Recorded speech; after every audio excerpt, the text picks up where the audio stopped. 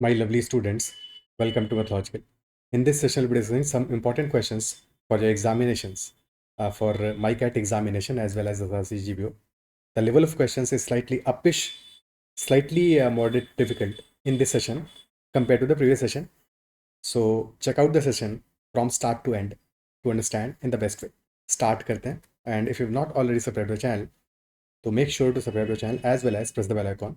Or you can also join Telegram channel Mathological and can message me on Telegram at ADITYAKT for any questions or queries regarding your preparation. So first question. Now this is a straightforward question. A rhombus has an area of 480 centimeter square and one of its diagonals is 48 centimeters. So what is the perimeter of the rhombus? Area given hai or one of the diagonals is also given. So formula for area of a diagonal, that is equal to 1 by 2 into product of diagonals d1 into d2. So one of them is given as equal to 48. So 1 by 2 into 48 into d2, that is equal to 480.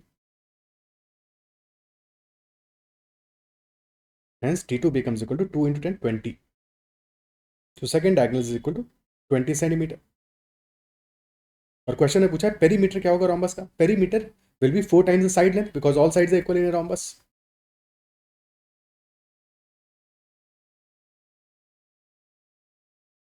And in a rhombus, diagonals bisect each other at right angle. So one diagonal is 20, another is 48. So if they are bisecting each other at a right angle, so half the diagonals will be 10 and 24.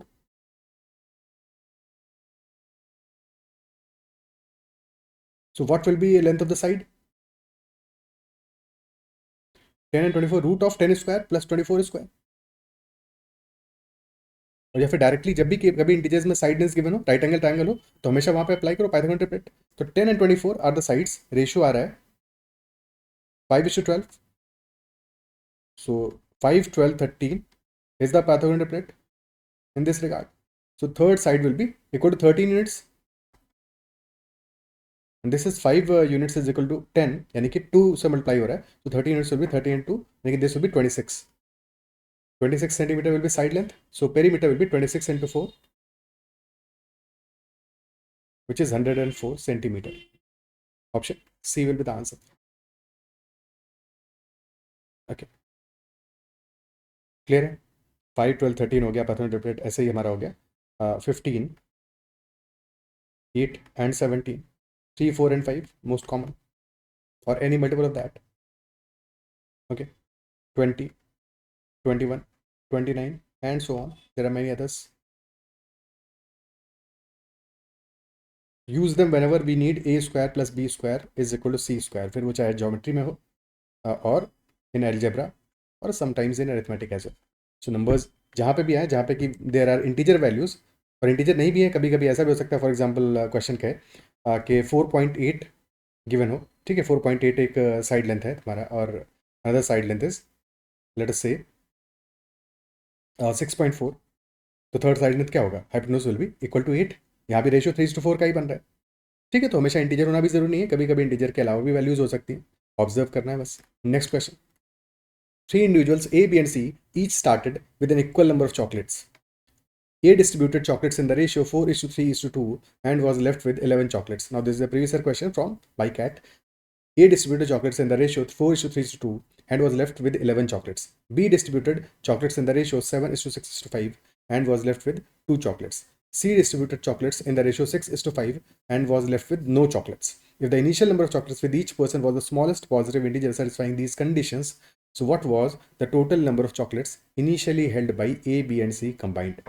यानी कि total minimum value कितना होगा? ठीक है, chocolates held by A, B and C.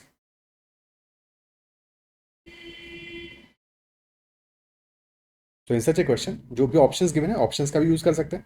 ठीक है. So as far as A is concerned, A distributed chocolates in the ratio 4:3:2. And additionally, he was left with 11 more chocolates. 11 chocolates are left. As far as B is concerned, he distributed chocolates in the ratio 7:6:5 plus left with 2 chocolates after that. And C distributed chocolates in the ratio 6:5 with no chocolates left. अब हमें ये पता है कि to start with, all of them had equal number of chocolates. Chocolates with A was equal to chocolates with B was also equal to chocolates with C. तो A के case में क्या वैल्यू आ रहा है? 4 + 3 + 2 9 units. 9 units, so we can say some multiple of 9 plus 11. This is the number of chocolates with A. B के case में क्या होगा? 7 + 6 + 5 some multiple of 18 units plus 2. So these numbers are obviously equal. And in case of C, 6 + 5 11 units, multiple of 11, तो 11 का multiple, and all these three values are equal. Okay, so इतने से भी हम ये ऑब्जर्व तो कर ही सकते हैं कि our number of chocolates with one of them must be a multiple of 11.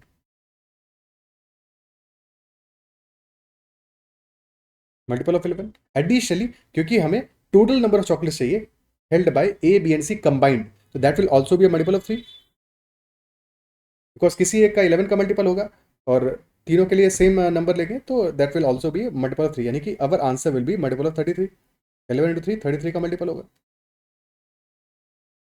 Isn't it so? Also, chocolates with B are 18 का multiple plus 2, यानी कि even भी है. अगर B के पास even number of chocolates है तो A और C के पास भी even number of chocolates होंगी, यानी कि multiple of 2 as well. 66 का multiple चाहिए. So 320 360 are not the answer. या तो 366 होगा, 396 होगा या फिर 330 होगा. ओके, अब क्योंकि हमें पूछा है स्मॉलेस्ट पॉसिबल इंटीजर, तो हम एक काम कर सकते हैं, यहाँ पे ऑप्शन से ट्राई कर सकते हो, वैल्यू पुट करके ट्राई कर सकते हो. हमने वैल्यू पुट कर दिया 330 और चेक कर लिया. So if total number of chocolates with A B and C combined are 330,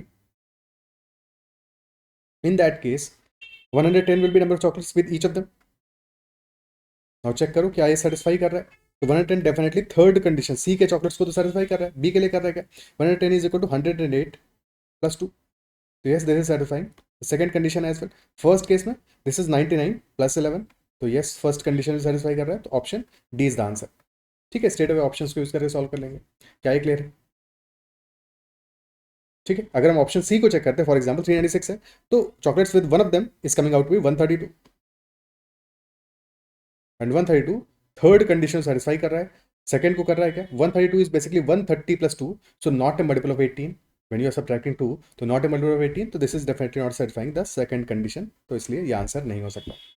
our answer will be 330 for sure. Okay, क्या ये क्लियर है? अब अगर इसको प्रॉपरली सॉल्व करना होता तो कैसे करते वो भी एक बार देख लेते हैं. Okay, but otherwise options given है तो ऑप्शंस को यूज करके ही सॉल्व करेंगे. बट लेट अस से प्रॉपरली सॉल्व करना होता तो हमें पता है कि 9 के 1 प्लस 11, 9 का multiple plus 11, in case of A 18 का multiple plus 2 in case of B, and finally 11 का multiple in case of C. Now all these three values are equal. तो पहले ऑब्जर्व करो इन द फर्स्ट टू, तो 9 का multiple plus 11 and 18 का multiple plus 2. ठीक है, सो 9 और 18 भी अल्टीमेटली 9 का ही मल्टीपल है. So we can also write this as 9 के 1 प्लस 11 है, तो दिस इज नथिंग बट 9 के 1 प्लस 9 प्लस 2. तो ये भी तो 9 का ही मल्टीपल हुआ, यानी कि आवर आंसर इज 9 का मल्टीपल प्लस 2 है कि नहीं, और 18 का मल्टीपल प्लस 2. तो जो 18 का मल्टीपल होगा 9 का मल्टीपल तो होगा ही. ठीक है, multiple of 18 is always a multiple of 9. So basically this a condition we can neglect, because अगर हमारा बी वाला कंडीशन सेटिस्फाई हो रहा है तो ए वाला हमेशा ही सेटिस्फाई होगा. Isn't it so? So हमें सिर्फ फोकस करना है on these two conditions. If you find a number that satisfies the condition 18 का multiple plus 2 as well as multiple of 11, then that will definitely satisfy the first condition for sure, without a doubt, because any multiple of 18 is also a multiple of 9. Isn't it so? ठीक है, so we need numbers which are a multiple of 18 plus 2. Smallest such number, when we take, let us say k2 is equal to 0, so that will be equal to 2. Next number will be 2 plus 18 20. Next will be 20 plus 18 38. अब ऐसे ही numbers को बढ़ाते रहेंगे till we get a multiple of 11. Okay, 38 plus 18 56 plus 18 74 plus 18 92 plus 18 110. So this comes out to be our first number, and this is the minimum possible value. and 110 with one of them. So answer will be 110 into 3, 330. This will be proper approach to solve such a question.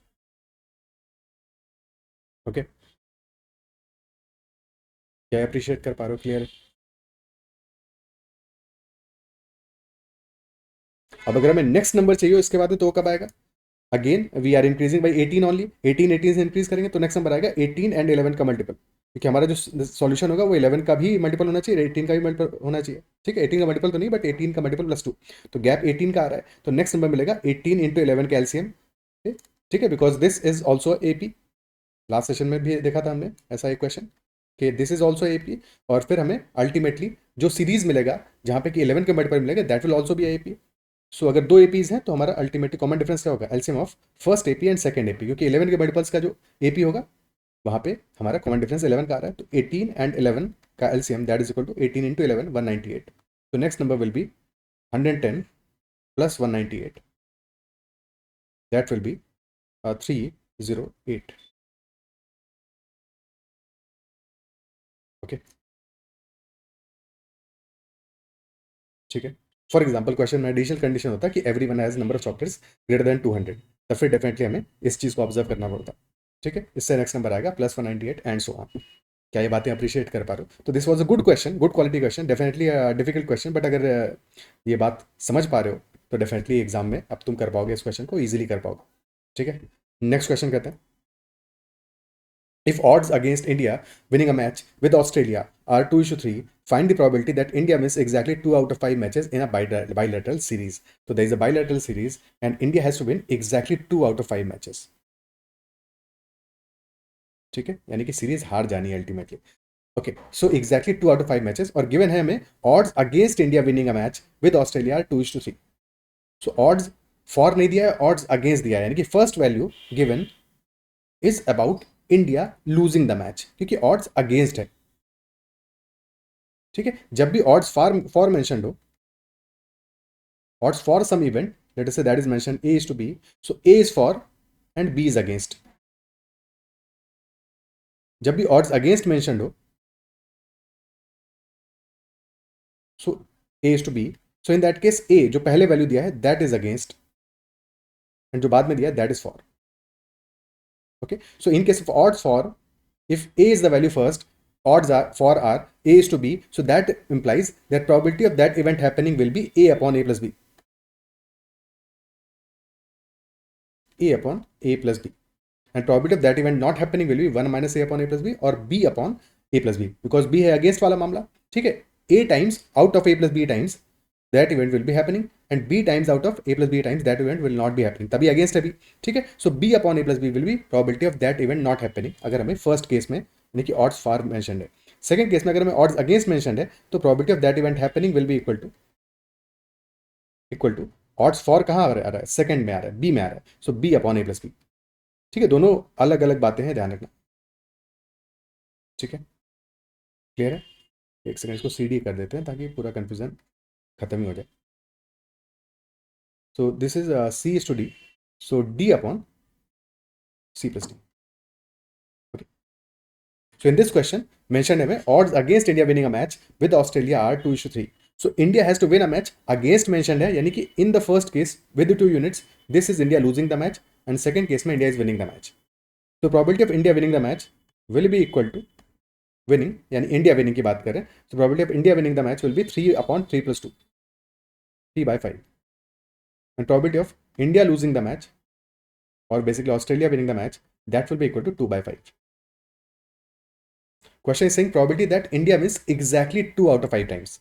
ठीक है, सो पहले हमें उन 5 times में से 2 times को select करना पड़ेगा. There are 5 matches, so you have to select those 2 matches where India will be winning. ठीक है, कोई भी 2 मैच हो सकते हैं, so you have to select those 2. Number of ways of selection will be 5C2. Now exactly those 2 matches India will be winning and remaining 3 India will be losing. The probability of winning in 2 matches, winning in 1 match is 3/5, so 3/5 whole squared, and other 3 matches India will be losing. Probability of losing 1 match is 2/5, so 2/5 whole cube. 5C2 into 3/5 whole square into 2/5 whole cube. ठीक है, देखो किसी एक case को हमें identify करना होता है. अगर हमें ऑर्डर गिवन होता है कि India will losing first, India will winning first match, losing second match, winning third match, losing fourth match, and losing fifth match as well. So what will be the probability? So in this case probability क्या होगा? First match win करना है, probability होगी 3/5 for the first match. Second match has to be lost by India. India will be losing the second match 2/5. Third match India will be winning again 3/5. Fourth match losing 2/5. Fifth match also losing 2/5. ठीक है, ये एक particular case की probability आ गई. But हमारे पास ऐसे multiple cases आएंगे भाई. फर्स्ट मैच इंडिया विन करे, फोर्थ मैच विन करे, दैट इज ऑल्सो पॉसिबल. सो हमें टोटल नंबर ऑफ केसेस मिलेंगे 5C2. And in every case, the probability will be 3/5 whole square into 2/5 whole cube. So this will be our total answer. Now we have to approximate this value. 5C2 is equal to 10. 3 square is 9. 2 cube is equal to 8. Divide by 5 to the power 5. Okay, so 9 into 8, 72, 720 by 5 to the power 5. और 5 to the power 5 हमारा हो जाएगा, that is equal to 25, 125, 6, 3125. या फिर 5 से divide कर देंगे तो आ जाएगा 144 डिवाइड बाई 625. अप्रॉक्सीमेट हमें करना है.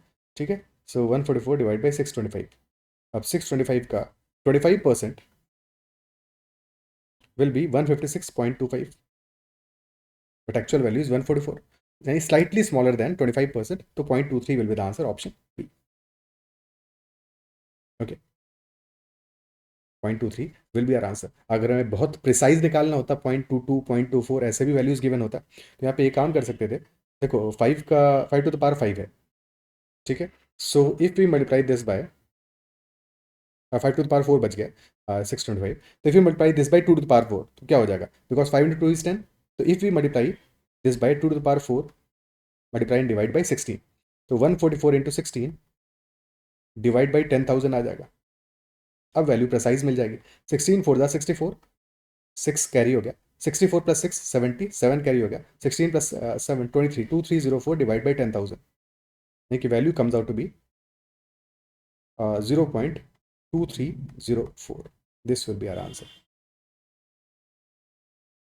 Okay, rather this is the exact value, 0.2304.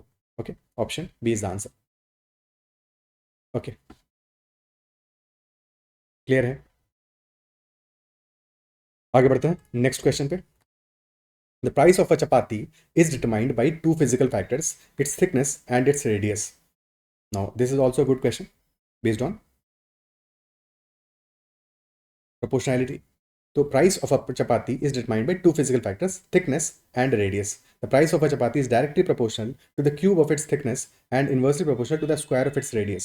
Two chapatis C1 and C2 are prepared. The price of C1 is 81 times the price of C2 and the ratio of their thicknesses is 17:19. So what is the ratio of their respective radii?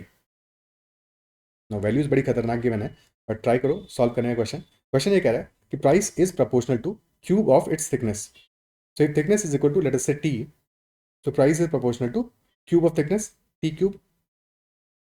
Similarly, price is inversely proportional to square of its radius. So अगर radius हमारा R है तो price is proportional to 1 upon R square. Okay, so price is proportional to thickness a cube, price is proportional to 1 by R square. So we can say that price is proportional to T cube upon R square, thickness cube by radius का square.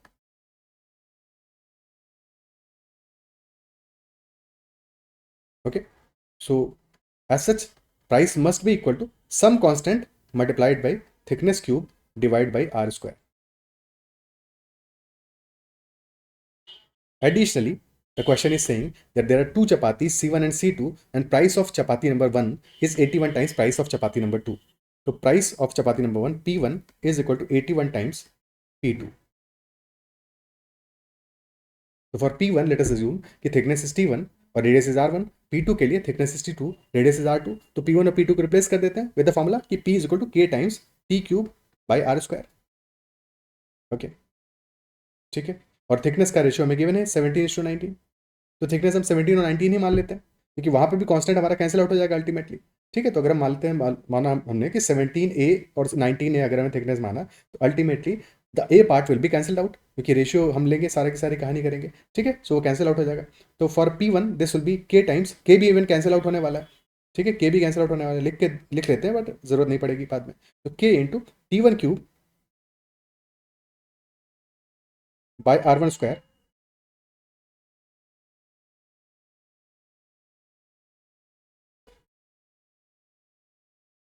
is equal to 81k times T2 cube by R2 square. K gets cancelled out.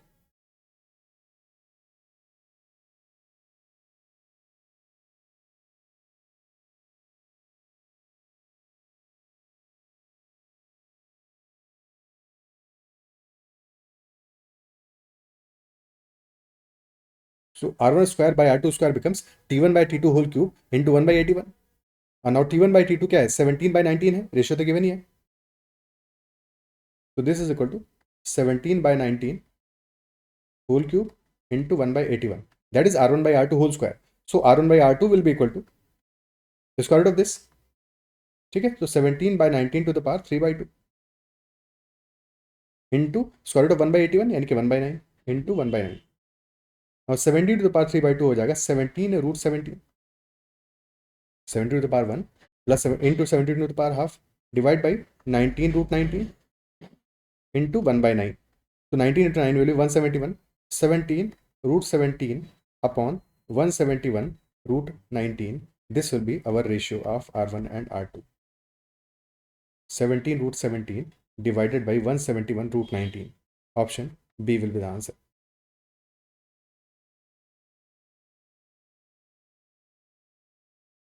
Is this clear?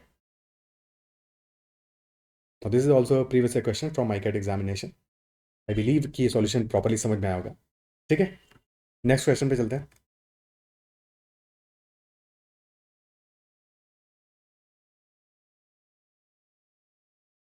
Next one, the population of a certain bacteria colony grows exponentially according to the function nt is equal to a into b to the power t, where nt is the population of time t, population at time t in minutes, and a and b are constants.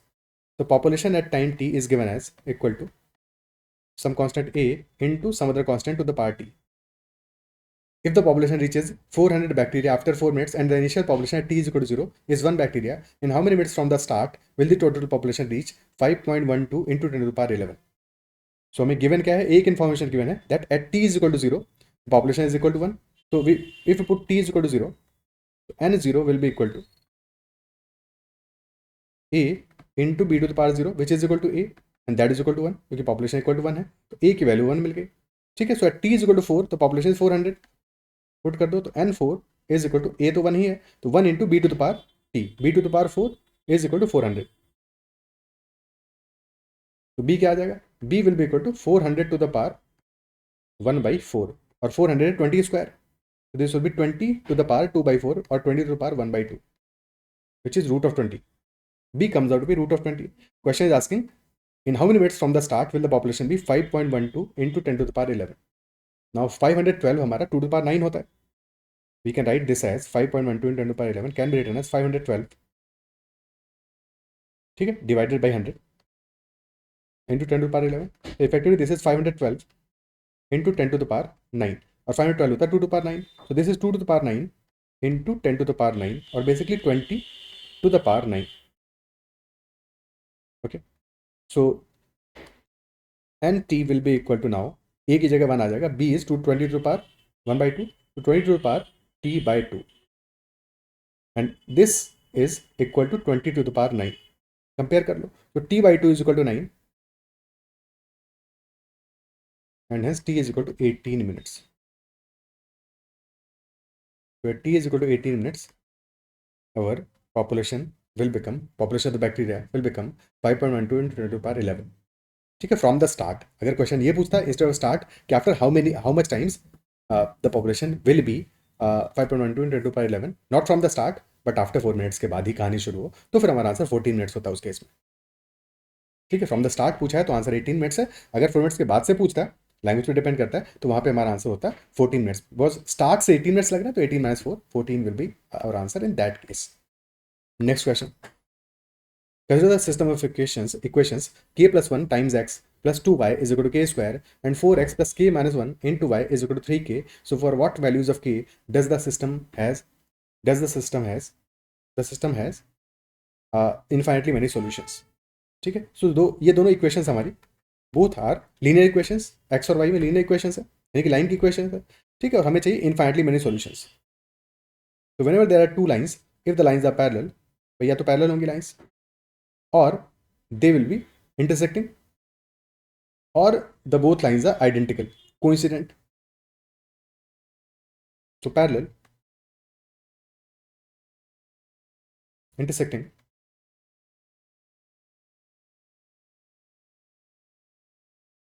or coincident. When the lines are coincident, ठीक है, coincident यानी कि identical lines ही हैं, तो in that case there will be infinitely many solutions, because every point on the first line is also on the second line, so infinitely many solutions. If the lines are intersecting, in that case we will be having exactly one solution, one unique solution. And in the first scenario, when the lines are parallel, there is no solution, because the lines are never intersecting at all.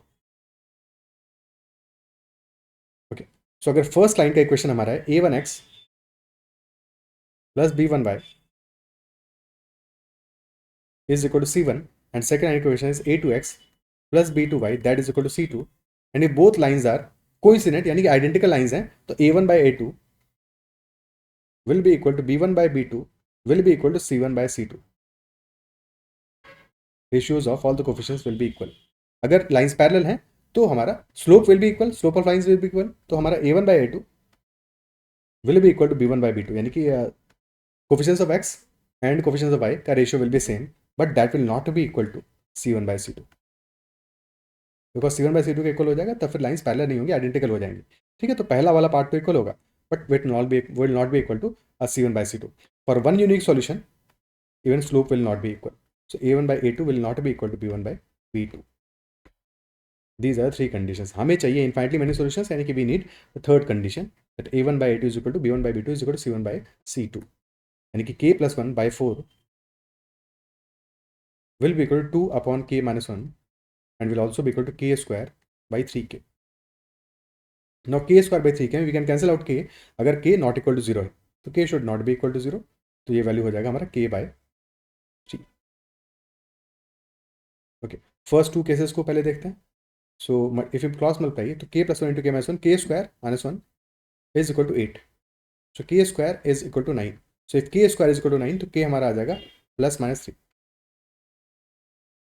k can be equal to plus 3 or can be equal to minus 3.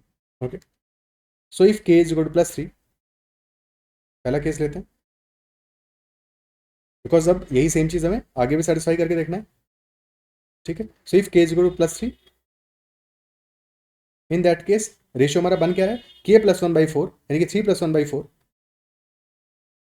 which is equal to 4 by 4 which is equal to 1, and if this 1 is equal to k by 3, यानी कि clearly k हमारा 3 ही आ रहा है यहाँ से, तो yes this is satisfying the third condition as well.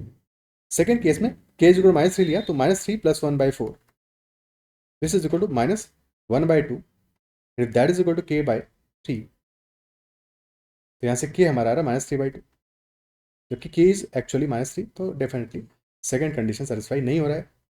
ठीक है, सिर्फ फर्स्ट कंडीशन सेटिस्फाई हो रहा है. सो आंसर हमारा हो जाएगा k is equal to plus 3 but k is not equal to -3, तो option A is answer, because k is equal to -3 satisfy नहीं कर रहा है इस केस में. -3 का फर्स्ट वैल्यू तो आ रहा है -12. ठीक है, फर्स्ट टू वैल्यूज -12 आ रहा है, बट लास्ट वैल्यू हमारा -1 आ जा रहा है, so those are not equal. Okay, कि -3 पे हमारी लाइंस पैरेलल होंगी, कोइंसिडेंट नहीं होंगी. इन this case lines will be parallel, so there will be no solution at all. In this case lines will be coincident. Next question. B takes 4 hours less than A and 3 and 1 by 5 hours more than C to complete a certain piece of work. A and B together can complete the work in the same amount of time that C alone takes to finish it. In how many hours can B alone complete the work?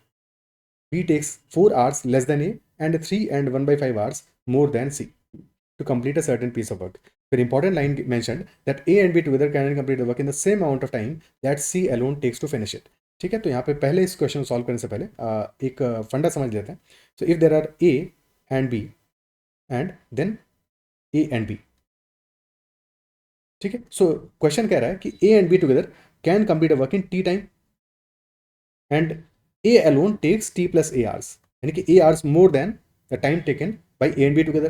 Similarly B alone takes T plus B hours, यानी कि B hours more than time taken by A and B together. ठीक है, तो अगर A अकेला A R ज़्यादा ले रहा है in comparison to A plus B, और बी अकेला बी आर ज़्यादा ले रहा है in comparison to A plus B, तो इन दैट केस क्या होगा, अगर कभी भी किसी क्वेश्चन में ऐसा फॉर्मेट मेंशन है, in that case time taken by A plus B और T is equal to square root of A into B. ठीक है, फॉर्मेट को अच्छे से समझ लेना कि if A and B together are completing a work in T hours and A is taking A hours more, B is taking B hours more in comparison to A plus B, so in that case T का value will be equal to square root of A into B. Okay, अब इस question में कैसे apply होगा, because important line that is mentioned is A and B together can complete the work in the same amount of time that C alone takes. So C is basically doing as much time as A and B together. है कि नहीं? So C is basically equal to A plus B.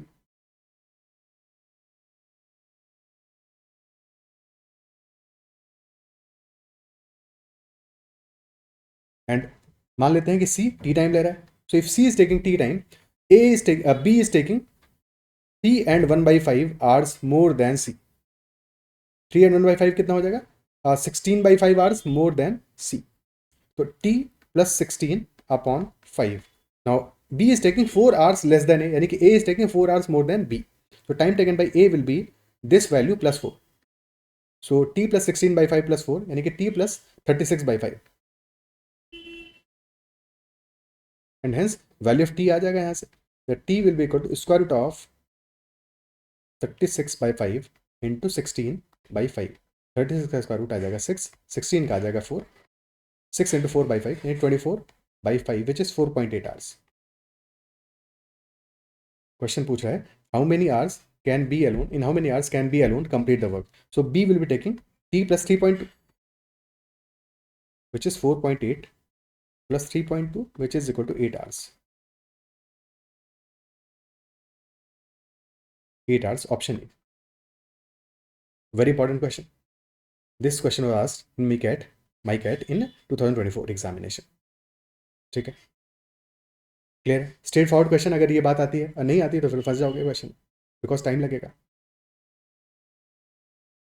वो तो तब भी जाएगा but थोड़ा सा टाइम लगेगा, बिकॉज फिर वहाँ पे हमारी इक्वेशन बनेगी, क्योंकि हमें पता है कि 1/a plus 1/b, because A and B together can complete the work in the same amount of time that C alone, यानी कि work done by A in 1 day plus work done by B in 1 day is equal work done by C in 1 day 1/C. अब apply करोगे तो 1/T plus 36 upon 5 plus 1/T plus 16/5 this is equal to 1/T. अब इसको solve करना पड़ेगा, थोड़ा सा ज़्यादा खतरनाक मामला है. ओके, वो ये भी जाएगा बट थोड़ा सा टाइम लगेगा. क्लियर, क्वाड्रेटिक बनेगी यहाँ पे ultimately. Next question. In a race, A beats B by 36 seconds and B beats C by 54 seconds. If speed of B is average of speeds of A, B and C together, then find time taken by C to complete the race. A is beating B by 36 seconds, B is beating C by 54 seconds. So speed of B अगर average है speeds of A, B and C together, तो find the time taken by C to complete that race. What will be the time?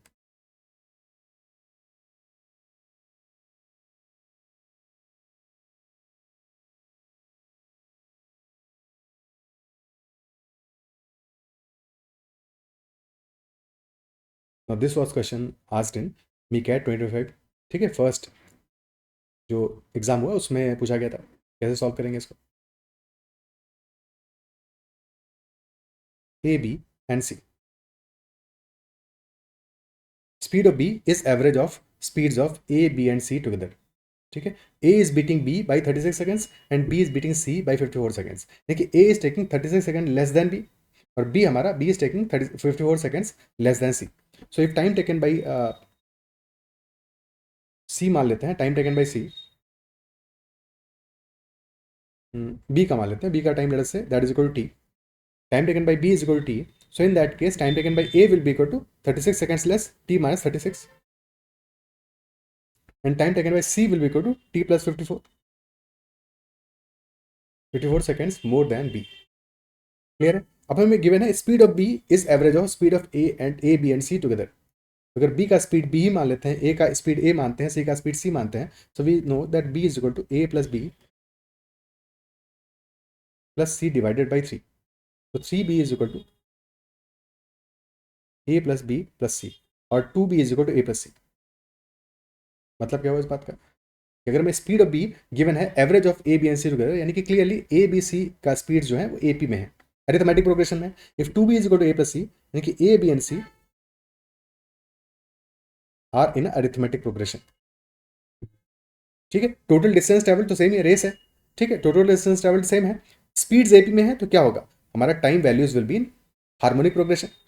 ठीक है, अगर distance travel same है तो speeds are in AP, that implies that time values will be in harmonic progression. और ये भी clear है कि A is taking least amount of time, तो स्पीड ए की मैक्सिमम होगी और स्पीड सी की मिनिमम होगी, बी की तो एवरेज होगी।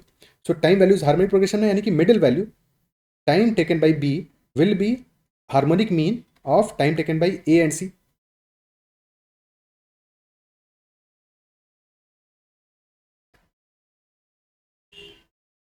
है कि नहीं? और अगर नंबर्स हमारे ए एंड बी हो तो हार्मोनिक मीन क्या होता है उनका, harmonic mean is equal to A B upon A plus B. Apply कर दो। So 2 into T minus 36 into T plus 54 divided by T minus 36 plus T plus 54, and this is equal to T, this is equal to T. So 2 into T square plus 54t minus 36t, यानी कि plus 18t minus 36 into 54। अभी इसको multiply करके value नहीं निकालते हैं, ऐसे ही रहने देते हैं, कुछ हो सकता है सिंप्लीफाई हो जाए। ठीक है, और डिनोमिनेटर वैल्यू आ रहा है हमारा 2t प्लस 18, तो राइट हैंड साइड में लेके चले जाएंगे, मल्टीप्लाई हो जाएगा, तो t इंटू 2t प्लस 18, तो this becomes 2t square plus 2 into 18 36t minus 2 into 36 into 54, and that is equal to 2t square plus 18t। तो 2t स्क्वायर कैंसिल आउट हो गया, इक्वेशन हमारी लीनियर बन गई। 36t माइनस 18t, तो 18t will be equal to 2 into 36 into 54। So 18 से divide कर देंगे इक्वेशन को, तो t will be equal to 2 into 54 into 2, 54 into 4 216 seconds. So t की वैल्यू आ गई यहाँ से 216 सेकेंड्स। क्वेश्चन पूछा है find the time taken by c, तो c is taking t plus 54 time, तो answer will be 216 plus 54 which is 270 seconds. Since values हमें मिनट्स में दी है, 270 will be 4.5 minutes, option D answer हो जाएगा। क्लियर है? ठीक है, समझ में आ रहा है? अब देखो, अब इस क्वेश्चन में थोड़ा सा और जुगाड़ लगाते हैं। ये तो एक अप्रोच हो गया। अब जैसे हमने लास्ट क्वेश्चन किया है, पॉज दिस वीडियो। ठीक है, लास्ट क्वेश्चन जो हमने थोड़ी देर पहले किया, यही वाला question, B takes 4 hours less. अब क्या इस क्वेश्चन की अंडरस्टैंडिंग यहाँ पे अप्लाई किया जा सकती है? Pause the video and try to think about it. क्या हम अप्लाई कर सकते हैं यहाँ पे? इस क्वेश्चन में क्या हो रहा है, ए बी एंड सी। ठीक है, so A is taking T minus 36 seconds, B is taking t seconds, and C is taking t plus 54 seconds. Okay, and we also know that speed of B is average of speeds of A, B and C together. जैसे time and work में हम करते हैं, same तरह से अगर यहाँ पे सोचे तो क्या हो रहा है ultimately, distance travelled is equal to work. ठीक है, so that work has to be done by A, B and C. So A is taking least amount of time, C is taking maximum amount of time, and B is taking average amount of time. ठीक है, average in the sense कि harmonic mean है वैसे तो यहाँ पे, but the point is कि B is taking some value different, some value other. ठीक है, कोई और अदर वैल्यू उनके बीच में, एग्जैक्टली बीच में तो नहीं आ रहा है, but some value between A and B, between time taken by A and time taken by C. Given है हमें speed of B is average of speeds of A, B and C together. तो in this case अगर हम time speed and distance को time and work की तरह assume करें, तो अगर हमारा वर्क इक्वल टू डिस्टेंस है, तो in that case speed is equal to efficiency. Speed हमारा एफिशिएंसी के बराबर होगा, टाइम तो टाइम ही है। ठीक है, तो स्पीड और एफिशिएंसी इक्वल होगा। Higher speed means higher efficiency. So speed of B is equal to A plus C by 2, है कि नहीं? Speed of B is equal to A plus C by 2। तो अगर हम स्पीड ऑफ बी को double कर दें, डबल कर दे स्पीड ऑफ बी को, तो इन दैट केस कह सकते हैं ना कि फिर स्पीड ऑफ बी क्या हो जाएगा, 2b will be equal to A plus C, A plus C का सम हो जाएगा। बट अगर स्पीड को डबल कर दिया तो टाइम हाफ हो जाएगा। जैसे हमने बी की स्पीड डबल की, टाइम हमारा हाफ हो जाएगा, इजंट इट सो? ठीक है, सो क्योंकि हमें हाफ करना, डिवाइड बाई 2 करना है, तो पहले मान लेते हैं कि लेट अस से टी की बजाय यहाँ पे 2t मान लेते हैं, कोई फर्क नहीं पड़ेगा, एंड में आंसर निकालते समय एडजस्ट कर लेंगे। ठीक है, सो अगर हमें स्पीड ऑफ बी को डबल करना है तो speed of B will be equal to 2b, और 2b is equal to A plus C, और स्पीड डबल हो गया तो टाइम हो जाएगा टी, और time is T. Okay, so a and c together, basically 2b is equal to a plus c, यानी कि a and c together are taking t time to complete the work, while a alone is taking 2t minus 36 and c alone is taking 2t plus 54. अब 2t minus 36 को लिख सकते हैं t plus t minus 36, and 2t plus 54 को लिख सकते हैं t plus t plus 54. अब सेम लॉजिक अप्लाई करो कि a and c together are taking t time, a is taking t minus 36 more and c is taking t plus 54 more, तो यहाँ से t की वैल्यू मिल जाएगा, t will be equal to square root of t minus 36 into T plus 54। Pause करके एक बार समझने की कोशिश करो क्या किया हमने। ठीक है, बी की स्पीड डबल कर दी, टाइम हाफ हो गया, टाइम हाफ हो गया, तो time taken by A and C together that is equal to T, A alone is taking 2t minus 36 यानी t minus 36 seconds extra, and c alone is taking t plus 54 seconds extra, तो t का value will be equal, t will be equal to square root of the extra time, square root of t minus 36 into t plus 54, square कर दो, तो t square is equal to t minus 36 into t plus 54 that is equal to t square plus 18t minus 36 into 54, t square gets cancelled out, so आ गया value हमारा 18t is equal to 36 into 54, t is equal to 108 seconds, and if t is equal to 108, put that value here, so 216 plus 54 यानी कि answer हमारा आ गया 270 seconds और 4.5 minutes, option D. क्या ये appreciate कर पा रहे हो? ठीक है, तो थोड़ा सा ट्वीकिंग करके हमने क्वेश्चन को उस लाइन में ला दिया जहां पे हमें चाहिए था। ओके, क्या ये क्लियर है? ओके, आगे बढ़ते हैं नेक्स्ट क्वेश्चन पे।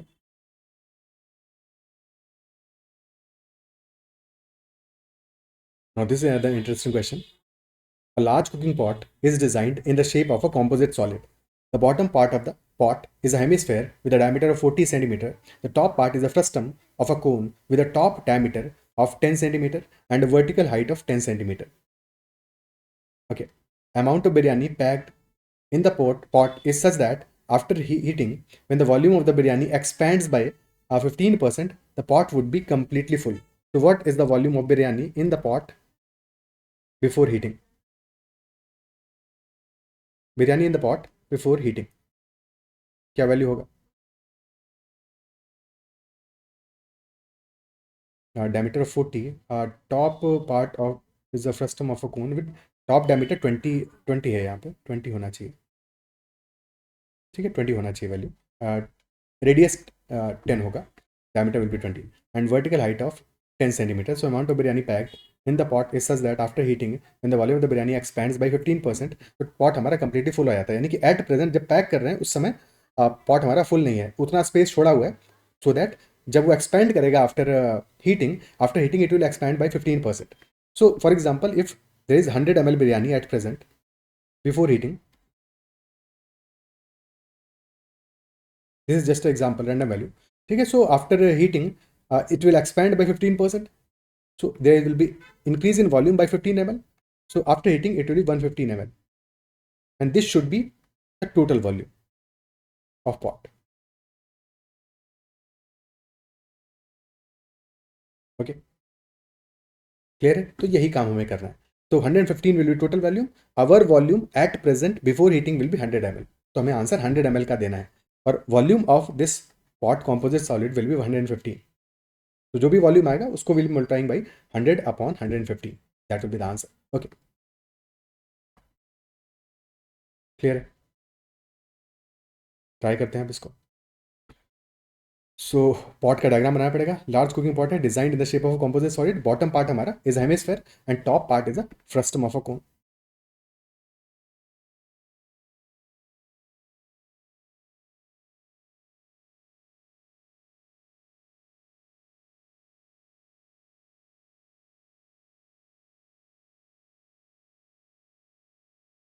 Okay.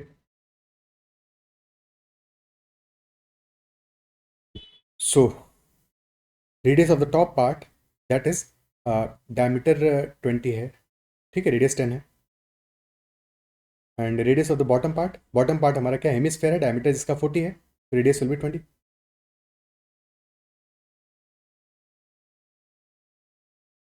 And also vertical height of 10 centimetre है फ्रस्टम ऑफ द कोन का. This height will be equal to 10. ठीक है, हेमिस्फेरिकल पार्ट की वैसे हाइट की तो जरूरत नहीं है, वॉल्यूम चाहिए उसका. तो हाइट यहाँ पे क्या होगा, height will be same as radius, height here will be 20. So volume of frustum plus volume of hemisphere, that will be total volume.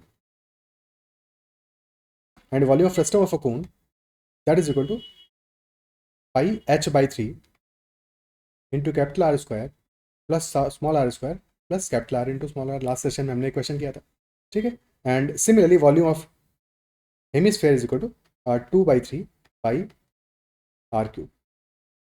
Apply कर दो values. So volume frustum will be equal to pi h by 3, h is equal to 10 into capital R square 20 square plus 10 square plus 20 into 10. So that is 400 plus 100, 500 plus 20, 700. So 7000 pi by 3. And volume of hemisphere is 2 by 3 into pi into 20 cube. So 8000 into 2, 16,000 pi by 3. 7,000 pi by 3 plus 16,000 pi by 3, sum आ गया हमारा 23,000 pi by 3. This is our volume. 23,000 pi by 3 centimeter cube. This is the total volume. But हमें चाहिए volume of the biryani in the pot before heating. तो चाहिए 100 by 150 of this value. So 100 by 115 multiplied by 23,000 pi by 3. This is basically 20 upon 23. 23 से बचेगा 1000 pi, तो 20,000 pi by 3 centimeter cube will be the volume of biryani before heating. After heating it will be equal to the total volume of the pot. Okay. ठीक है. So this was a good question.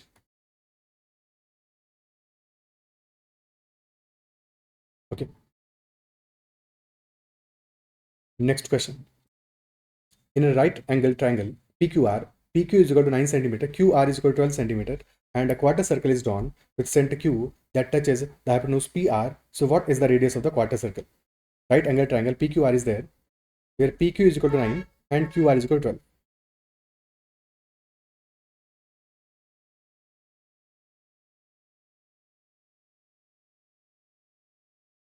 तो hypotenuse क्या हो जाएगा भाई, sides का ratio क्या है, पर्पेंडिकुलर साइड्स का रेशियो आ रहा है 3:4, तो 3:4:5 Pythagoras interpret. Third side will be 15, 9, 12, 15, and we are drawing a quarter circle with center Q that is touching PR.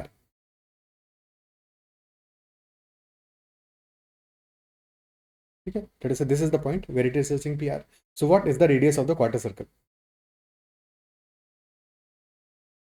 So if these points are, let us say A, B and C, at point B the circle is touching PR. So since PR is tangent to the circle, PR tangent to the circle है, तो radius will be perpendicular. QB radius होगा, QB will be radius of the circle और QB will be perpendicular to PR. Isn't it so? Now how can we find the radius of this quarter circle? Area compare कर सकते हैं. कभी भी triangle में question ऐसे given हो तो एक बार एरिया का जरूर ट्राई करना चाहिए. ठीक है, कि एरिया पर, क्योंकि राइट एंगल ट्रायंगल है तो एरिया निकालना इजी है. एरिया क्या आएगा 1/2 into P Q into Q R. This is one way, find out the area. Second way क्या हो सकता है, since Q B is perpendicular the third side यानी Q B into P R, तो 1/2 into Q B into P R, that will also be the area. और area है दोनों ही cases में ट्रायंगल का तो इक्वल होगा. So 1/2 and 1/2 will be getting cancelled out. Values put कर दो. PQ is 9, तो 9 into 12 that is equal to QB which is equal to R into PR which is equal to 15 R is equal to 9 into 12 by 15, 36 by 5, which is 7.2 centimeter.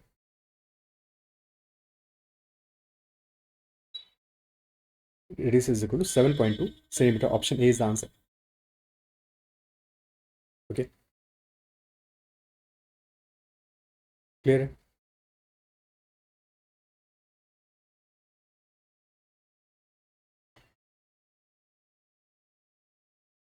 ठीक है, this is one of the ways to solve it. ऐसे ही solve करेंगे इसको, but एक second approach भी देख लेते हैं. सॉल्व तो ऐसे ही करेंगे because this is shorter method, but एक बार सेकंड अप्रोच भी देख लेते हैं.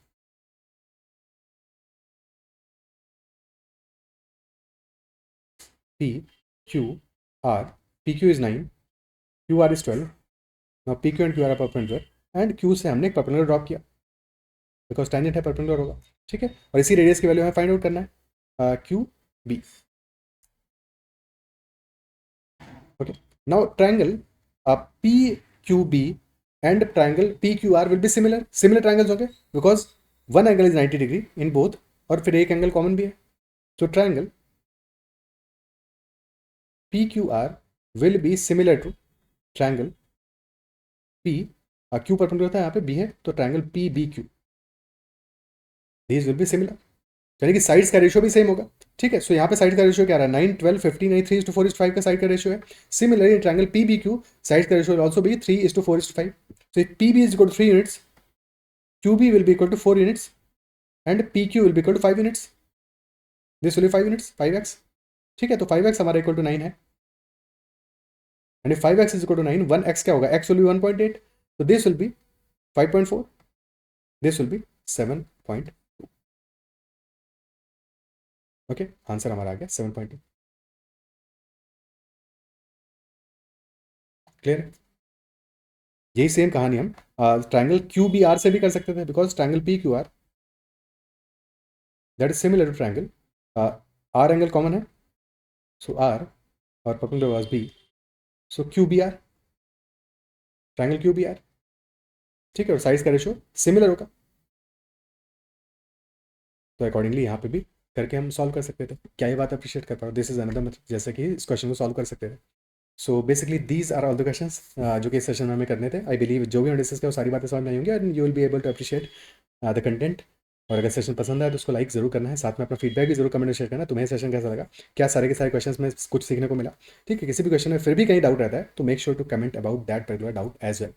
ठीक है, और वो डाउट सिर्फ तुमको नहीं होगा, शायद और भी कई लोग होगा तो उनका भी बेनिफिट हो जाएगा.